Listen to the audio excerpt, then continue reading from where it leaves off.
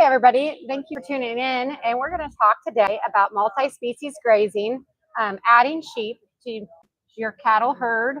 And today I have with me Amanda Hauser and Lori Ciella, and they're going to talk about their operations and why you should add Dorpers to your grazing operation with cattle.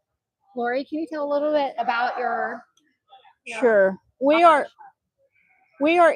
have poetry Dorpers. We're in east of Dallas in Terrell, Texas. We've got about 36 head of cattle, and I run about 50 to 60 Dorper ewes.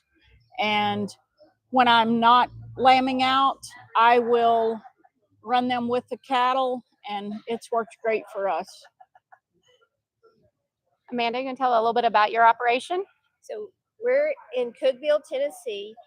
We have about 110 breeding age Simmental cattle, and then we also have about 75 mature white Dorper ewes. Perfect. So there's a lot of positive things about adding sheep to your cattle operation. And Lori, what are some of those positive things that you see in adding your sheep in with your cattle? Well, I think the main thing where we are in East Texas is our sheep will eat a lot of different forages than the cows will. They will go in and you'll watch them, and the first thing they'll do is go eat the greenbrier, or go eat the mesquite leaves, or some other forbs that are on the ground that the cattle really don't want to touch. So it's not taking a significant amount of grass away from the cattle. Yeah, that's real important. Amanda? Yes.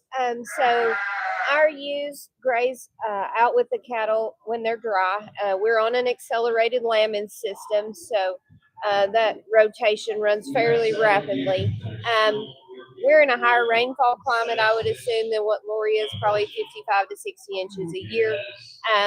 And so, the sheep, as she said, they really like the privet and, a lot of things that we would consider weeds in a cattle operation, they'll consume very rapidly. And so we've noticed over the years that the pastures have changed with the growth of the flock.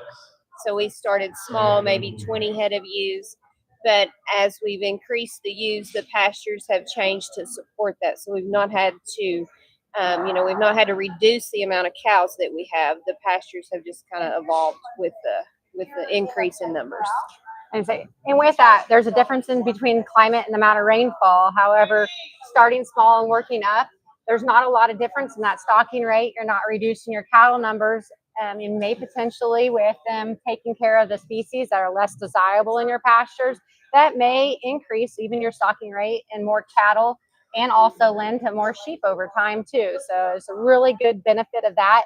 Adding revenue and being diversified in that revenue. Sometimes when the sheep market is down, and the cattle market's up, and vice versa. So, and I feel like there's a little less certainty in the sheep market in the last 10 years than what there has been with the cattle industry as well. I think there's some other interesting benefits too. A lot of people believe that sheep may be higher maintenance, but the Dorpers, they do really well on the grass and the pasture and mixing them in with the cattle. And I know when I was a kid, my family, and we had Suffolks, but we warmed all the time. What do you guys see in your pastures with adding sheep to your cattle operation? Does that affect the warm pressure that's in the sheep anymore? Well, on our operation, we holistically plan. We use holistic management, and we do planned grazing. So we rotate, and we get about 36 inches of rain, and we rotate and try not to go more than about 4 days. But